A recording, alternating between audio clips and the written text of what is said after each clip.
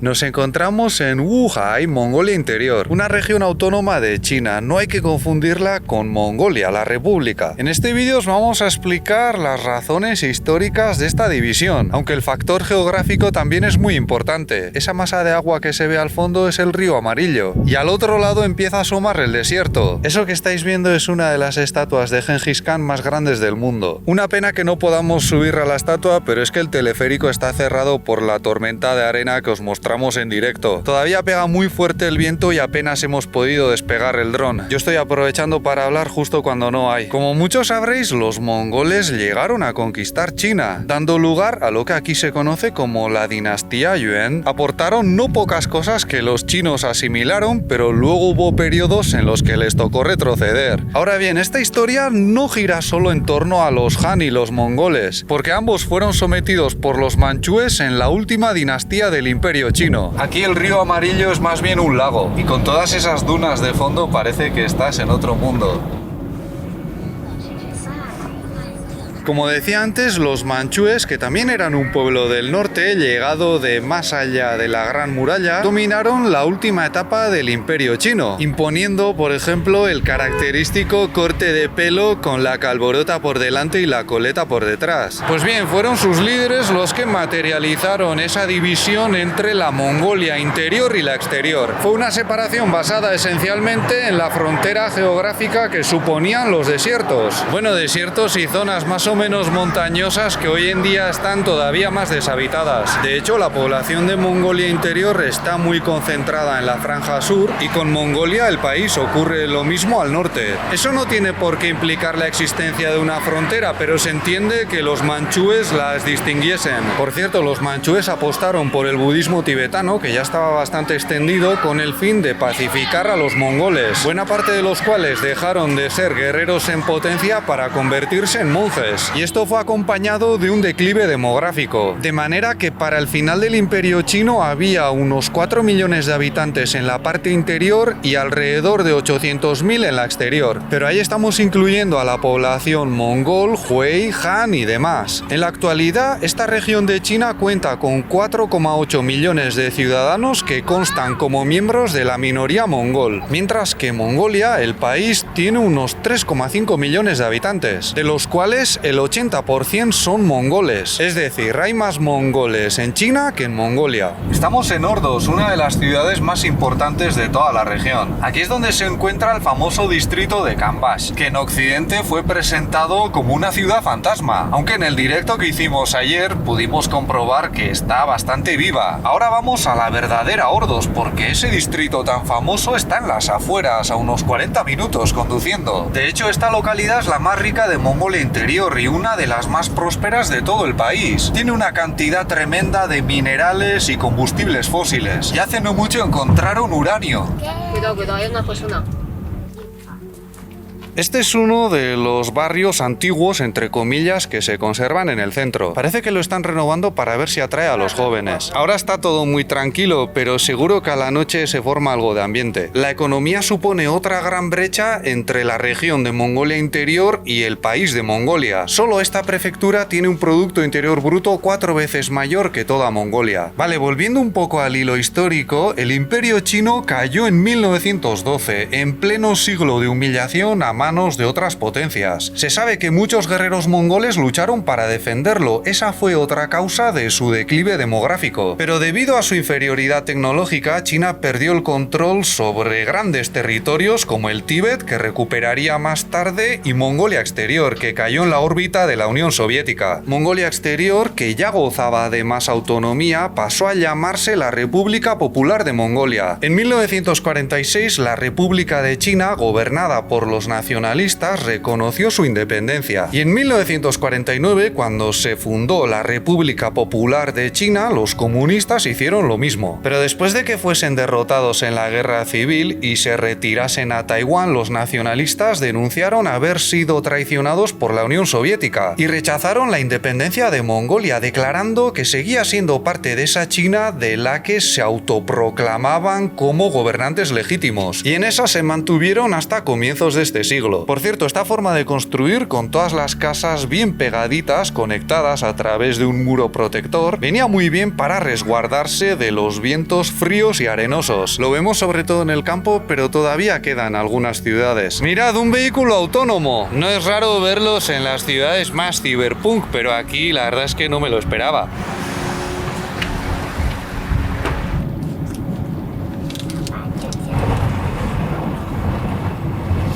Parece que se ha formado otra tormenta de arena, aunque no tan fuerte como la de la semana pasada. Íbamos a ver un palacio construido al estilo de la dinastía Yuan, pero lo han cerrado, porque con estas ráfagas de viento se te puede caer algo encima. Vale, ¿y Mongolia no busca recuperar esta región de China? Pues oficialmente no, y aunque lo hiciese, lo tendría muy difícil. En primer lugar, aquí más del 75% de la población son Han, y los mongoles, que no llegan al 20%, tampoco parecen muy interesados en ello. Aquí no se han vivido las tensiones separatistas de otras regiones. Con las políticas lingüísticas sí que ha habido tensiones, la última en 2020. Pero cuidado, porque en los medios de masas occidentales circuló mucha desinformación al respecto. Algunos hablaron de la reforma como si implicase prohibir el uso de la lengua mongol, cuando en realidad consistió en impartir 3 asignaturas en mandarín, sobre todo en la primaria. En China todavía no se ha llegado al punto en el que toda la ciudadanía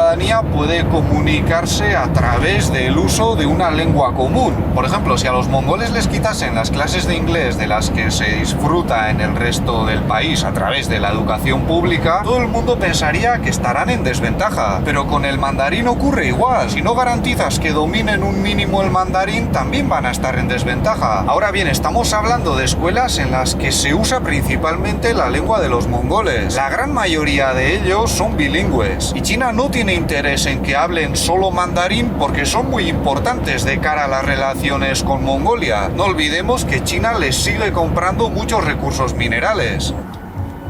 Para añadir más complejidad al asunto, Mongolia ha requerido la ayuda de China para recuperar su alfabeto tradicional, porque allí fue abandonado en favor del cirílico y aquí se conservó. En la región china de Mongolia Interior, el alfabeto mongol es de uso oficial. Los documentos del gobierno regional se tienen que publicar también en esa lengua, y es muy fácil encontrarla en letreros por las calles. Además, hay todo tipo de medios que la usan, incluidos canales de televisión. Se pueden cursar estudios universitarios en lengua mongol, pero si luego quieres trabajar en servicios públicos hay que superar un examen de mandarín estándar, igual que el resto de los universitarios chinos, al margen de las variantes o las lenguas no Han que hablen en su localidad. Cuidado cuando os hablan de China como un país en el que los Han oprimen sistemáticamente a las minorías, porque si venís comprobaréis que su lengua y su cultura se protege mejor que en no pocos países de los que provienen esas denuncias. Por otra parte, en Occidente tendemos a confundir lo chino con lo Han. China en mandarín se dice Zhongguo, literalmente país o reino del centro, y los Han son su pueblo mayoritario. Por ejemplo, en el caso del abuelo de Lele, cuando lo entrevistamos nos contó que nació manchú pero se volvió Han. En mandarín, convertirse en Han se dice Hanhua, pero eso se traduce al inglés o al español como sinizarse, volverse chino, y no es lo mismo. Si os estáis haciendo un lío, tranquilos, porque es normal con el cacao de conceptos que llevamos. Ya estamos en Jojot, la capital de la región, aunque no es la ciudad más poblada ni tampoco aquella con la economía más fuerte, pero está bien situada y se entiende que se convirtiese en el centro administrativo.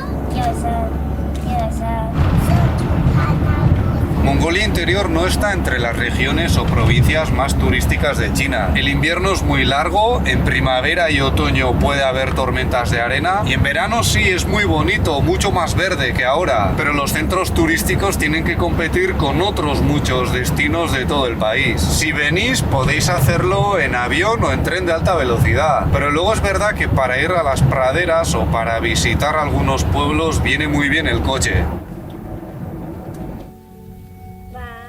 Este pueblo está a 1500 metros de altitud. Es muy fácil superar los 1000 en buena parte de la región. Y aunque no haga calor, hay que tener mucho cuidado con el sol. Yo me tengo que poner crema todo el rato para no quemarme.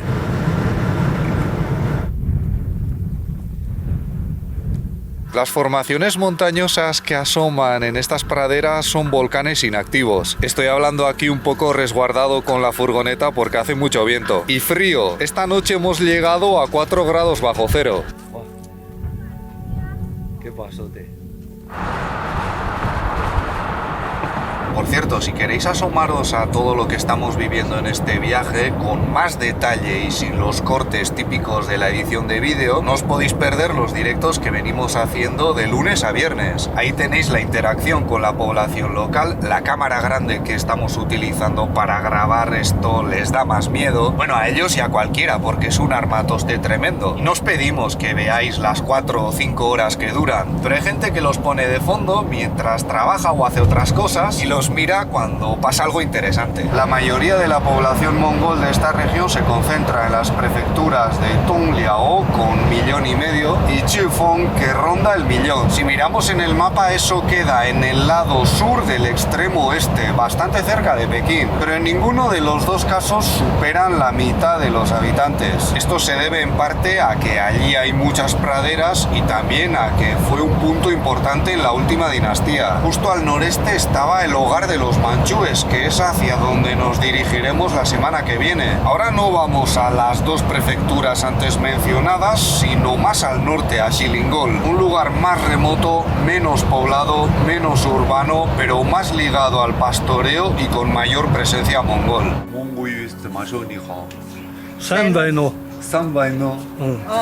Ya sabía yo que el viento nos la iba a jugar. Hemos parado en una estación de servicio y al abrir la puerta de la furgoneta, ¡bum!, casi se la lleva. Hay que cambiar una pieza, no es gran cosa. No implica un cambio de planes ni nada por el estilo. Eso es todo por hoy. Si este vídeo os ha parecido interesante, podéis darle un me gusta, compartirlo, suscribiros o ayudarnos a través de Patreon, donde tenéis más contenido como los directos exclusivos y las clases de mandarín de Lele. Muchas gracias y hasta pronto.